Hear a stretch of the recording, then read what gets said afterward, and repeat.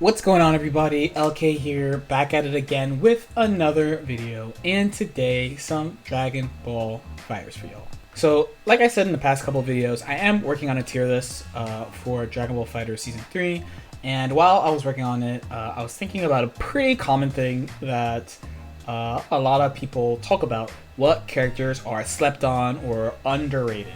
So today I want to share with you a couple of opinions. I have three that really pop out. There are probably more than that, but these three really stand out to me at least. If you like the content I'm putting out, consider liking this video or subscribing to the channel if you already have not, or do both. It only takes a second. It does help the channel grow a lot, and I really do appreciate it. Thank you so much. So, who are the three characters that I settled on as the most underrated, slept on, whatever you want to call it? It was definitely easier than I thought it would be to pick these characters out, despite the balance of this patch. I do think basically like 2/3 or 3/4 of the cast are viable and strong, just different degrees of strong, of course.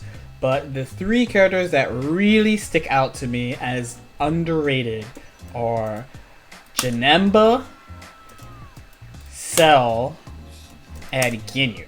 Okay, so before I start, let's just talk about characters in the game in general. These discussions come from, just Twitter, Reddit, players talking to each other, level 75 YouTube monsters who be commenting on these videos saying this character's OD, that character's OD.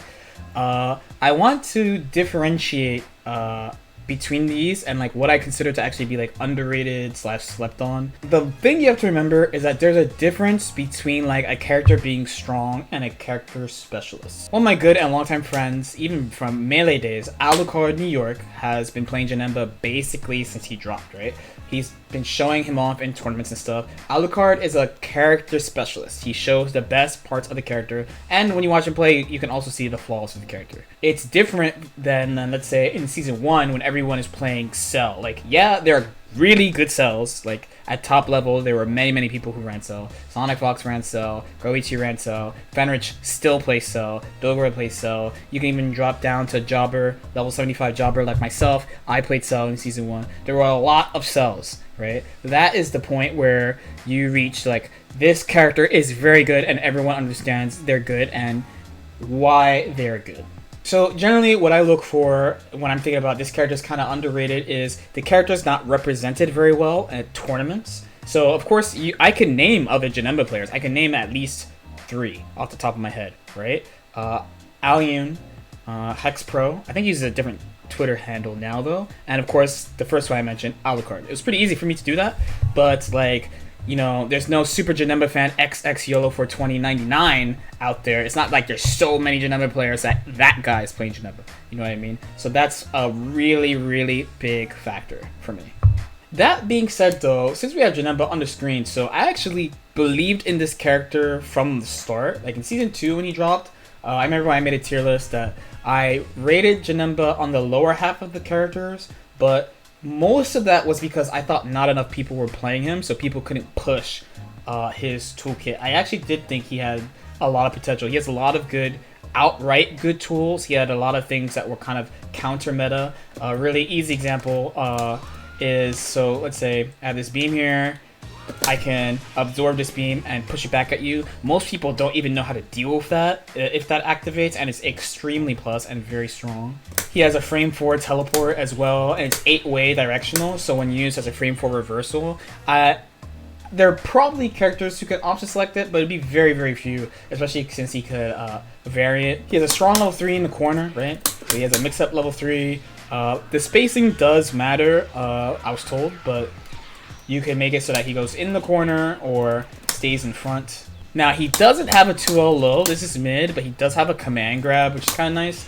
It's slower. It's 25 frames, but, Piccolo has the same type of thing. It reaches really far. He has sword normals. It's always good. This is trivial and very easy. And honestly, even if you're not looking for it, he has an air level 3 as well. And you could take advantage of the 4-frame invul and use the teleport to go through super dashes, which is a kind of nice thing. He has big range in general. His command grabs are big. His 2-6 is big, as you can see. His anti-air is grounded and reaches really high, even though it's not very far horizontal. As you can see here, it whiffs, it still whiffs. it finally hits. He has good mix-up, I believe, in block strings. I definitely think it matters by character. I haven't researched enough with him personally. I've only been playing him again the past couple of days because there's been kind of a simmering hype for him.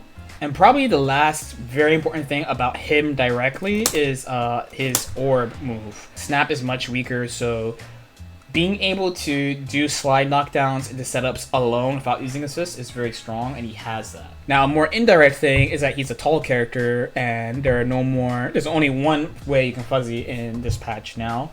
So he is better on defense technically. The fuzzy talk is a different talk about like whether characters can actually set it up the right way or not. But just him not being vulnerable to it at all definitely helps more people want to play him. So, of course, before we move on to Cell, we gotta talk about this. This assist got quite buffed. It was already good in Season 2. It was definitely an underrated assist in Season 2. But now, they changed how this worked a little bit. And now you can't reflect for a little while. Before it was instant, as you can see, like there's a guaranteed hit. So you can use it in the same way as before, but also it's just really, really good. It tracks well, and if they jump, there's basically nothing they could do. So yeah, like it is very, very strong. He could do this before, but they basically have to take that and you force them to the ground. It has a ton of block stun too, so even if they do block it and they try to reflect, you have a lot of advantage. It is a really, really strong assist this patch. So next, Cell. So Cell definitely fell from grace after the Evo patch in Season 1. He was pretty universally agreed upon top tier. Of course, there were like other enemies that we didn't know as well as about. Gotenks probably being the main one. Basically, after that nerf, he's always been around, and we see him at the highest level play all the time because Fenrich plays him. There's also a couple of people outside Japan who play him. Like Subatomic Saber is a really good example. But I think in this patch, between the fuzzy change making people feel more comfortable playing him and a couple of other changes, he's in a pretty interesting place. So all things considered, he didn't get changed that much this patch. Like one of the changes he got was to his 236H. So here there are cases where you can hit them from behind like that. And also his 5LL is now like the same as other ones, so if you get the Forbidden Starter, you'll get some good damage. So his main thing is like, I actually thought he was pretty solid in Season 2, he's obviously really solid in Season 3, but it's a case where like he has all the good tools that he had before. He had a lot of like hitbox adjustments to make things bigger, to like hitting combos the right way, but that affects just the game in general. And we have the same thing as Janemba, where you know he's not as vulnerable on defense, and he has good defense in general because this is like a frame 1 head move, which means you could use it as a reversal for real. They need to have something ready to stop you from doing that. Since it's not an actual reversal, you can call it assist after. So for instance, you have this. Okay, so that's normal. You gotta kind of be mashing it, but generally, actual fully invo moves, you can't do anything. You can't call any type of assist at all that fast. For a move that only has like one type of invincibility, like this move, you can call it kind of fast. You still have a lockout, but it's much shorter. So with the flexible assists, because of 3 assists and system changes, I just think, you know, I'm surprised I don't see as many people playing him. He's pretty simple, pretty standard. He has a lot of stuff going for him. He has like 3 lows, all the stuff that's always been good about him. It's really easy to set up mix-ups with blocks and assists. If characters are still common, like Kibu, with Bardock now having a blocks and assists too, he has always worked well with Bardock, so I'm just surprised I'm not seeing him played as much as I would think at tournament level play. Assist-wise, he has a pretty standard set. So he has this perfect attack assist to use as an anti-air, that's a C assist. B is shoulder tackle, so it's like your standard Larry assist, nothing too crazy. Decent speed though, it's 25 frames, which is pretty good, and it travels a good amount. And of course, the classic, and probably his best assist, the 45-degree Kamehameha assist, which has put in mad work since the game's come out. So the last character was pretty hard to pick, but I think Ginyu was a good one. There are a few more characters I think are underrated in this version, but I think Ginyu is a pretty nice one because he does have a lot of bad matchups.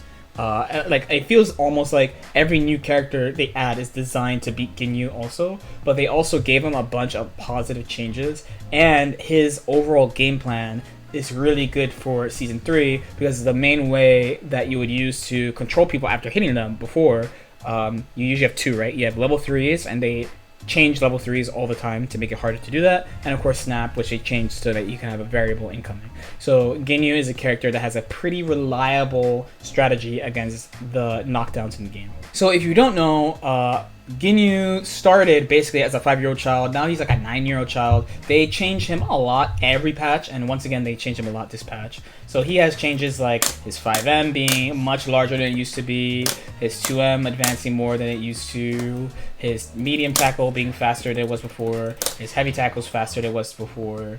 So he actually has a command low, so they changed this to be a low now. So he has like a slow overhead, the normal slow overhead, but also like a slow low, kind of to help out his mix-ups a little bit. They finally actually gave him something he needed for a long time, an actual invincible level 3 move. They made this travel further so that it's like other Larrys in the game. And they changed a bunch of his actual 5S summons. So they made a lot of major changes to him again in this patch to make up for his flaws. Because they kind of understand at this point like what he struggles against. Especially because they keep adding characters, again, that specifically beat him. So this character's always been kind of uncommon, but his heyday was probably right after EVO Season 1. There was a bunch of people using him, myself included. In Season 2, he was pretty uncommon. Usually each region has like one standout Ginyu player. So I just found it interesting and I picked him because he is pretty good, has always been pretty good against knockdowns in general. And with no snap, our only other option is level 3 or pick a character that's extra good against it. Level 3s are the obvious choice, but they nerfed a bunch of them. The obvious one would be like GT Goku, but then there are less obvious ones that were changed in Season 2, like Trunks. I think Base Vegeta is another one that got changed this season, so that if you do it in the corner, it's really hard / not possible to add a left-right option to your high-low so that the opponent can reflect. Bardock is another example of a character like that. So if you don't know what setup I'm talking about, that is so good. This is an example. The nice thing about Ginyu is that you don't use assists for this. They cover all the tech options, and you don't have to use your assists, so you get your assists back while covering all the techs. Alright, that's it for today. Let me know your guys' thoughts, what your top 3 most underrated stepped-on characters are. Again, there are a few others I could think of, but these are the 3 that stood out the most. The Ginyu thing especially came up again because of the recent Goichi vs Fenrich. I thought it was a pretty interesting strategy, and I expected people to play Ginyu after that set dropped, but playing online so far, I have not seen it. I have just seen the usual UI Goku army. As usual, if you have questions or comments, feel free to leave them in the comment section below. Like and subscribe if you feel like it, and I'll see you next time. Peace out.